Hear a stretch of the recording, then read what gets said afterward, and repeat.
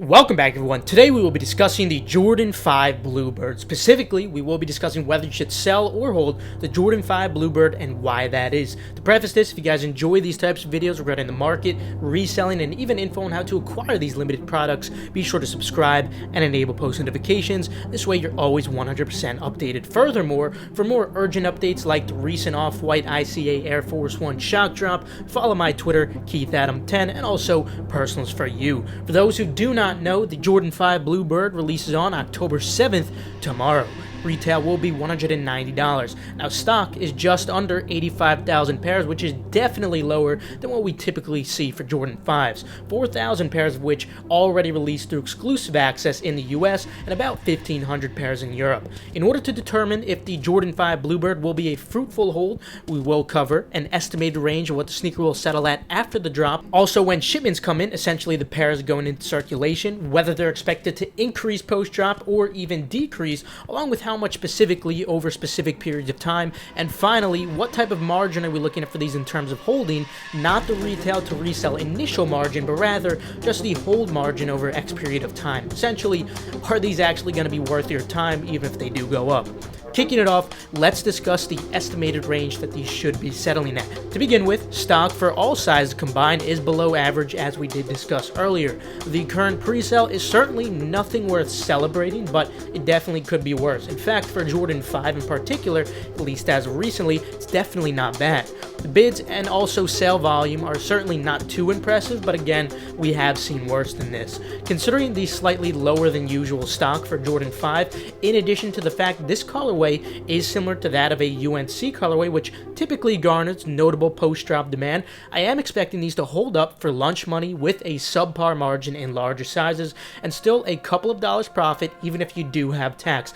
Nothing very notable, unfortunately. I will be personally going for these in the larger sizes. Now, regarding a specific range, prices have already seen the vast majority of their decrease following the early access pairs going into circulation, which was about 5,000 pairs total, along with general early pairs and Flex app reservation pre-sellers. Now, this leaves the current average at about $262 for sizes 5 to 12. Now, this definitely is not terrible considering the retail on these is $190. Now, we normally see a notable change post-US drop. This is when we normally experience what I like to refer to as the impulsivity effect. You guys should know what I'm referring to by now, as we discuss it very frequently, yet it almost always still occurs in some manner. Regarding the impulsivity effect, if you haven't watched my seller hold videos before, sneaker drops specifically impact human impulsiveness significantly after an individual fails to acquire that desired product due to insufficient supply and too much demand.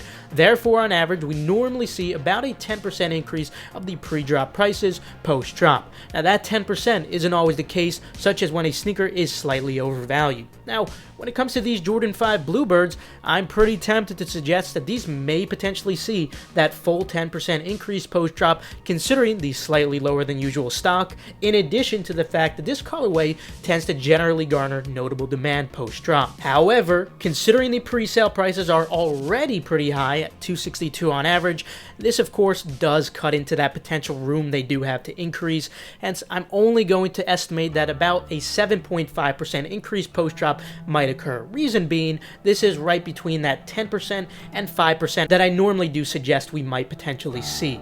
This could potentially leave the post-drop average at about $282. This is certainly not bad at all, especially for Jordan 5. Now, keep in mind, the larger sizes will definitely be the better ideal sizes, primarily sizes 10 and up, the bigger the better, so focus on those if you are going for these.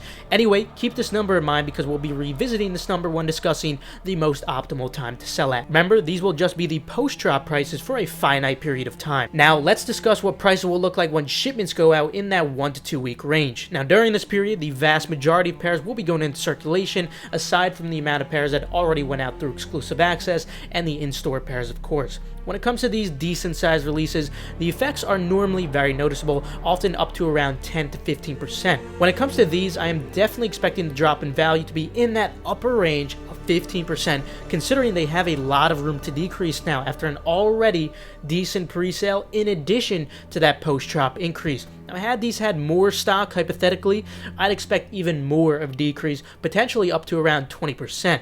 Therefore, this could potentially leave prices at about $240 on average after about that 1 to 2 week range of shipments going out.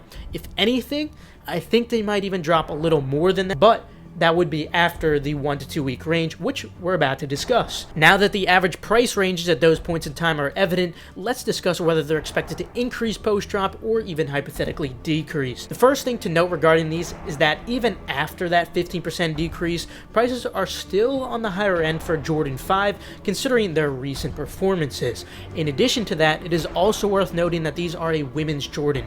Historically, women's Jordans tend to not increase over time as frequently as the men's pairs do, proportionally for how many actually exist. On top of that, Jordan 5s in general tend to increase at a slower rate in comparison to the other retros such as Jordan 4s, Jordan 1s, or Jordan 3s.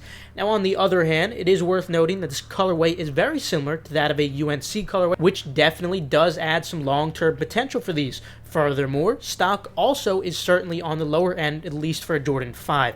Hence, when it comes to these, all things considered, I do believe in the short term, unfortunately, we will actually see these continue to decrease, considering what I did mention initially. However, long term, I do believe these will certainly recover and continue to increase, considering the stock is on the lower end, and this colorway should garner notable long-term demand, as most colorways similar to that of a UNC color would do. Now, finally, regarding the hold margin on these, essentially, are these actually going to be worth your time even when they do eventually increase?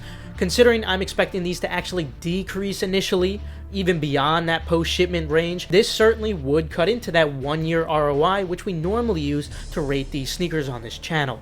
However, as I did mention, I do believe these have decent long-term potential, considering the low stock and colorway, especially on the larger sizes. However, considering the prices we might see right after the drop, is it really worth holding for such a long duration of time, just for a potential 20 to 30% ROI on top of the post-drop prices potentially being $280?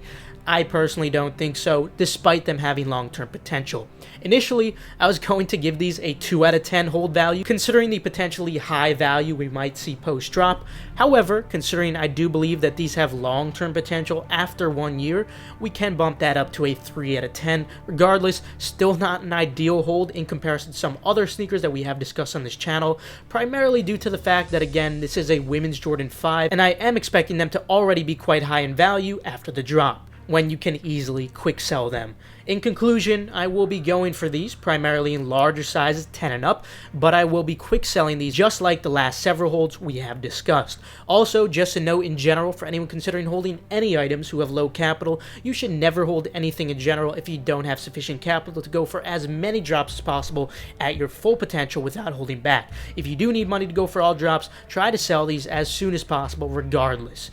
Let me know what you guys end up doing with your pairs in the comments down below, because since this is just a discussion at the end of the day, I can't predict the future. This is just my personal analysis based off the data that I've personally acknowledged. We have a lot of brilliant minds watching right now, so I implore you to leave your notions down in the comments below. Anyway, that will conclude it for today. Feel free to leave a like if you enjoyed, or perhaps if you learned a thing or two. Subscribe and enable post notifications. This way you stay 100% updated on all hyped releases. Also, feel free to check out the links in the description below for reliable, fast, residential proxies and pre-verified Nike, sneakers, or Adidas accounts. Also, feel free to follow Endurance's Twitter for updates on restocks or key giveaways, and the same goes for Gargantua if you want to keep up with the progress or restocks.